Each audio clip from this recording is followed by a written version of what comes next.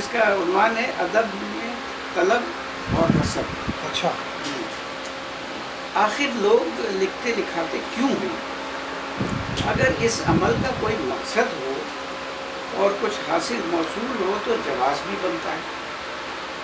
مثلا جج کا فیصلے لکھنا، سائنسداں کا ریسرچ پیپر لکھنا، طالب علم کا امتحانی سوال کے جوابات لکھنا، دفتری بابو کا رپورٹ لکھنا وغیرہ وغیرہ.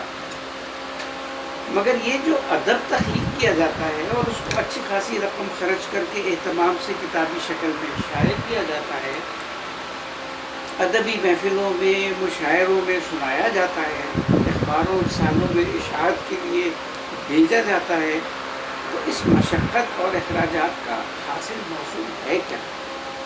اس سوال کے آپ کو عجیب و غریب جواب ملیں گے. مثلا میں جب تک لکھ نہ لوں مجھے چین نہیں آتا. مجھ پر غیب سے مضامین نازل ہوتے ہیں، اگر میں نہ لکھوں تو خدا کی نافرمانی ہوگی، میدان حشر میں کیا منہ لے کر جاؤں گا. کوئی کہتا ہے کہ میرے اندر ایک بکھاری ہے، وہ مجھے مجبور کرتا ہے کہ میں کچھ لکھوں. ایک دوست نے صاف بات کی کہ یار میں پاس اور کوئی کام دھام نہیں ہے، خالی بیٹھا کہتا ہوں تو یہی کام کر لیتا ہوں. مجھے یہ لکھنے کا یہ جواز اعتراف جرم زیادہ لگا. اسی طرح ایک صاحب کہنے لگے کہ یار لوگوں کو جب سے میرے لکھنے لکھانے کے سنگن ملی ہے تو شرما حضوری میں کہتے ہیں کہ اگر آپ نے کچھ لکھا ہو تو آپ بھی سنا دیں. اس لیے کچھ ٹوٹا پھوٹا لکھ کر لے جاتا ہوں، محفل میں مدعو کرنے کا معاوضہ سمجھ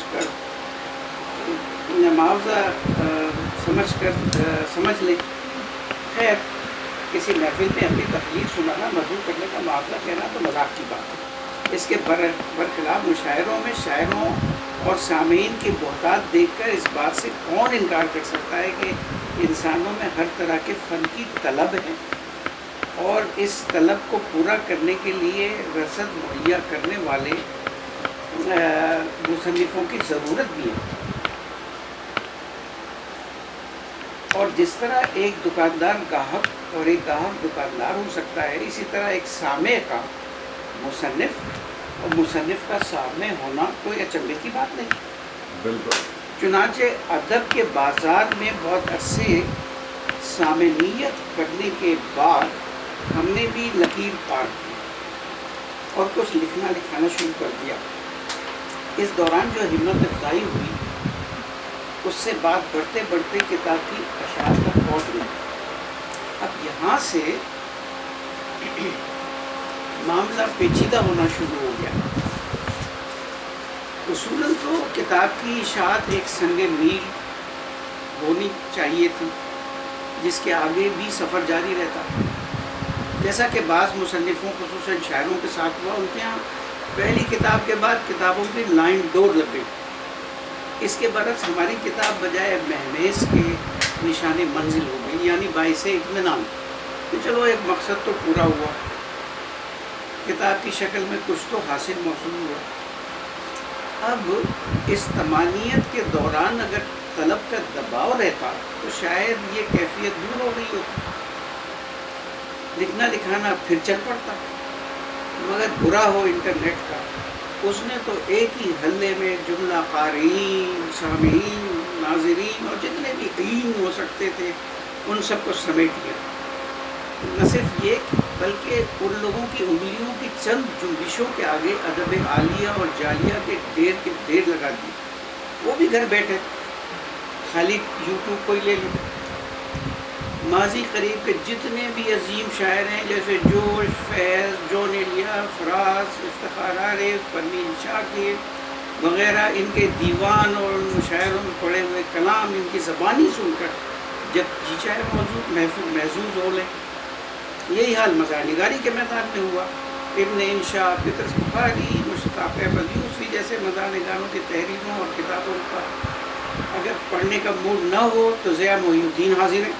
مزے کے نثر پارے، مزاحیہ مضامین اس خوبصورت انداز میں سناتے ہیں کہ لطف آ جاتا ہے. مشتاق احمد یوسف خود اپنا کلام ایسے لہک لہک کے سناتے تھے کہ مشاعرے کا سما باندھ دیتے تھے، مجمع کے رکنے کا نام نہیں لیتے. انٹرنیٹ پر ان سب کے ویڈیوز پر ہزاروں لاکھوں ہٹس دیکھ کر اندازہ کرنا مشکل نہیں کہ اگر اعلیٰ معیار کی جن سے ادب حکار سے میسر ہوئی ہے تو گاہک بھی اسی حساب سے بڑھیں گے اور ان کا معیار بھی بڑھا ہوگا۔ ایسے میں ہمارا لکھا پڑھا کہ شمار و قطار میں یوٹیوب اور فیس بک پر جو ہماری تحریروں اور ویڈیوز ہیں ان پر گنتی کے لائکس، اس سے بھی کم کمنٹس اور شاذ و نادر شیئرز، اس کو دیکھتے ہوئے باعزت پسپائی کے علاوہ کوئی چارہ نہیں۔ اس میدان کارزار میں اپنی تحریروں پر سنسنی خیز سرخی لگا کر اور من ترا حاجی بگویم تو میرا حاجی بگوئے کے تحت لائکس اور کمنٹ کا مال غنیمت تو بٹورا جا سکتا تھا، پر طبیعت ادھر نہیں آتی۔ لہذا اب ہمارا لکیر پار کر کے مستقل طور سے مصنفیت سے سامعیت کی طرف واپسی کا ارادہ ہے۔ یوں سمجھیں کہ علیحدگی ہو گئی ہے، علیحدگی ہو گئی ہے، طلاق کے کاغذات تیار ہونے ہیں۔ اس دوران اپنی متاع ادب سے بطور مہر ایک کتاب، کچھ تحریریں اور ایک ویڈیوز ہم نے امیزون، فیس بک اور یوٹیوب پر پہلے ہی جمع کرا دیے ہیں، پیش کی۔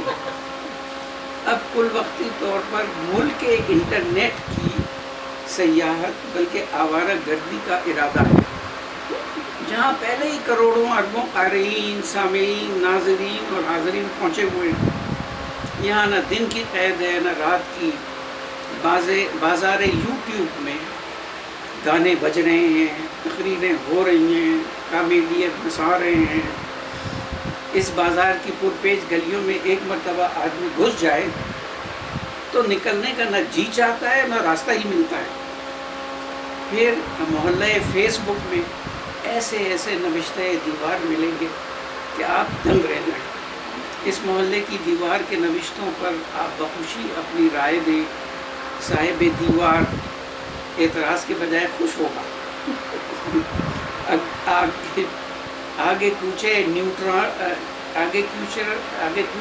ٹیوٹران میں آپ کو Donald Trump, Justin Trudeau, Obama, Imran Khan کے ساتھ فرزانہ حسن اور سہیل رضا بھی ملیں گے۔ ہزاروں لاکھوں میں سے جس کو جی چاہے آپ فالو کریں۔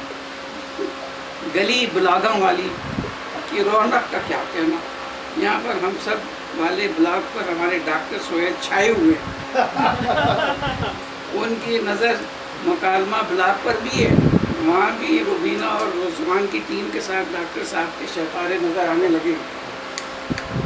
جب رسد کی اتنی محتاط ہو تو کیا لکھنا لکھانا۔